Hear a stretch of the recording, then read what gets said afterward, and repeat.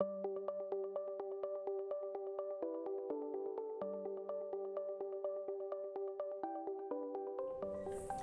hello there. Welcome back to another episode of Seaport Vault. My name is Sarah and I'm the archivist here at the Independent Seaport Museum.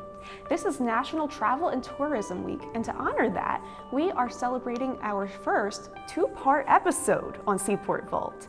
So this is our first installment, and this series is about Philadelphians vacationing 100 years ago. So in this first installment, we're going to be starting to see how travel looked like before it became accessible to the masses. So with that, let's get started.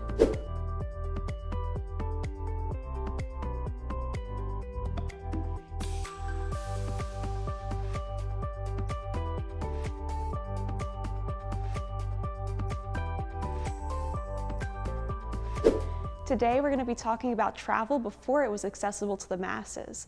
And to do so, we're going to be utilizing the Hastings family collection from the ISM Vault to really explore all the travel ephemera and what it meant to travel in the early 20th century. While this collection spans from 1915 all the way through the 1980s, for this video, we're only going to be focusing on the early 20th century. And before we get started, let's learn a little bit more about the Hastings family.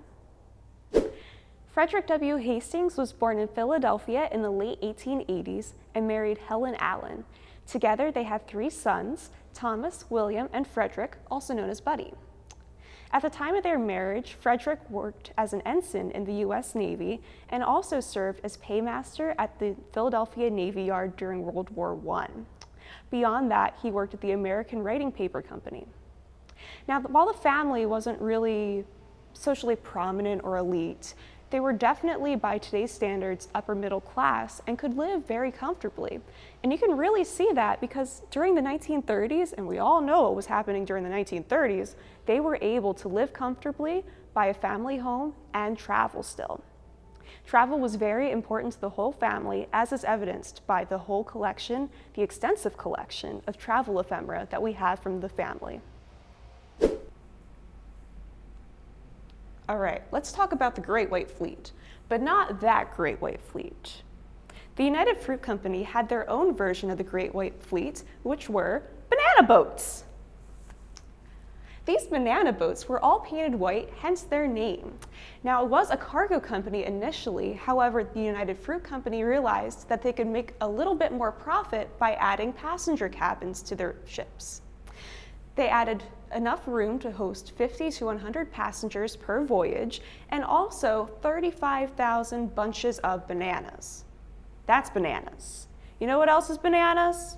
The ratio of humans to bananas. Now, just assuming that it was an average number of passengers on that trip, it would be a ratio of 3 humans to 1,400 bunches of bananas. Aren't bananas bad luck to have on boats? Speaking with superstition, yes, but that superstition was rooted in the fact that the bunches of bananas would sometimes bring big spiders onto the ships. But wait, aren't bananas bad luck on ships? The answer to that is yes, but that's because the superstition is rooted in the fact that bananas would often bring really big spiders aboard the ships. Now, I wonder what the human to spider ratio might have been on those banana boats. But let's not dwell too long on that, please.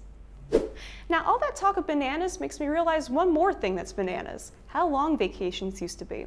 Oh, let me get this, it's my travel agent. So looking back, vacations used to be pretty long to our standards today. These days, we might take a week at a different state or even a long weekend down the shore, but we don't take that much of our time all at once to vacation. Now, back in the Hastings day, you took a few months to travel if you had the means to travel.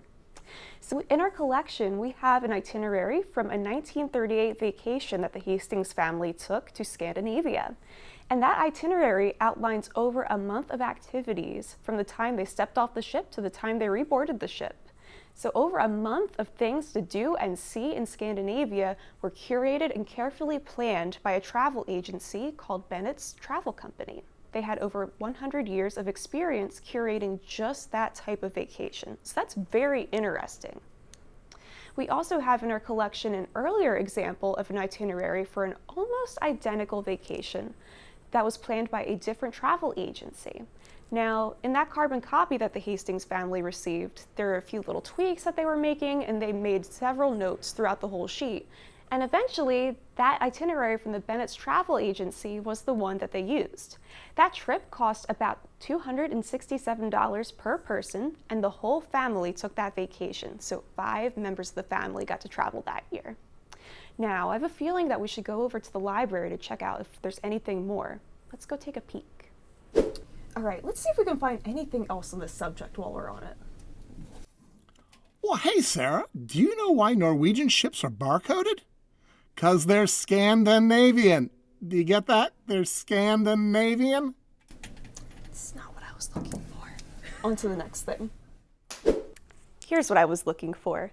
Okay, let's talk a little bit about brochures now.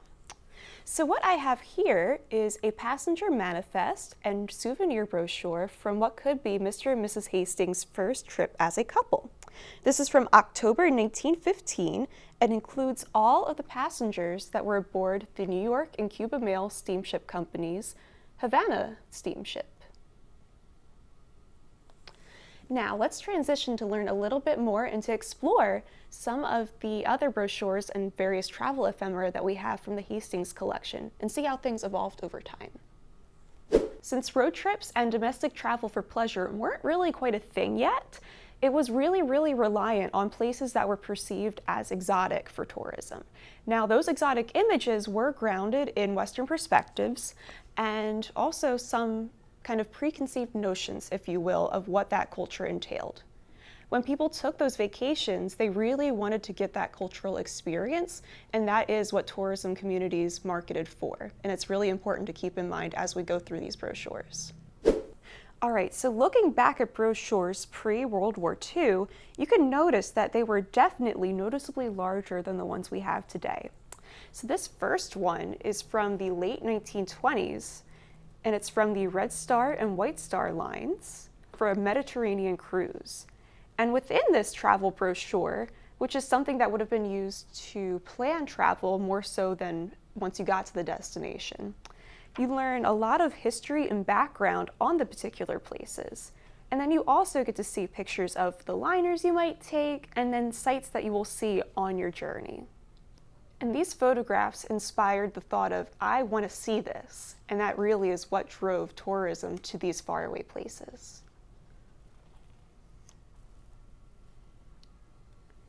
And then moving into the 1930s, we see things starting to get a little bit fancier even. So the fonts are still very bold, but we have images like this that are very gilded and shiny, encouraging people to take the railroad to Alaska to see.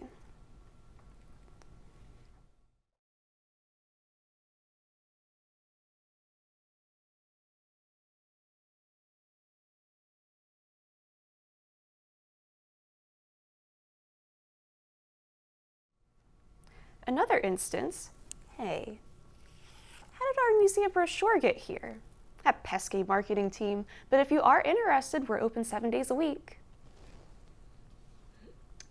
As I was saying, another option for tourism would be lake cruises, so you didn't have to go transatlantic if you wanted to travel in those days. And within this particular brochure, we see images of what you can see from those lakes. We have here one of the Great Lakes. And you can also see what life would look like aboard with all those smiling faces. You have images of the dining room, images of entertainment, and also the staterooms. Something really convenient about this tourism line is that you can see an in-room bathroom in the suite, which is something that was not quite yet a standard. And also for planning travel, we had whole booklets that you could purchase. Now this particular booklet is on Switzerland, which would have come in very handy for the Hastings family. And within these booklets are not just images, but entire essays on what Switzerland was like, what the culture was about, and just a general history of that place. And as we see in past brochures, we have these beautiful images of what the landscape looked like, and also of different monuments that you could visit.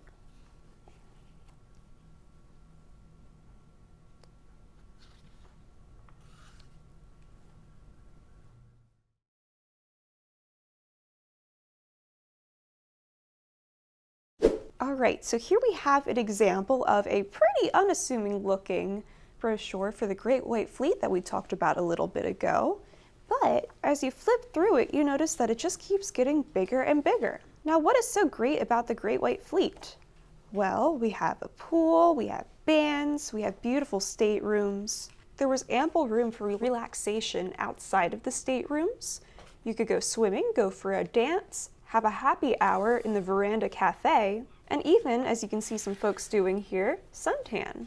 Now, as you can see, we just got a little bit bigger, and you can start to see that there are some deck layouts. The different sizes and types of guest rooms, or staterooms as they might have been called, the different types of cabins were outlined with different shadings, and they would have different amenities.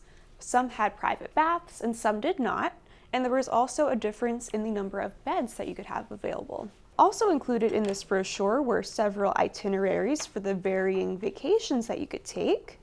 And these vacations could be any length of time from 10 days, 11, 13, 15, and 20 days, all expenses included. And as we classically see with all the other brochures in the collection, there are images of the things that you could see while you were on one of these cruises.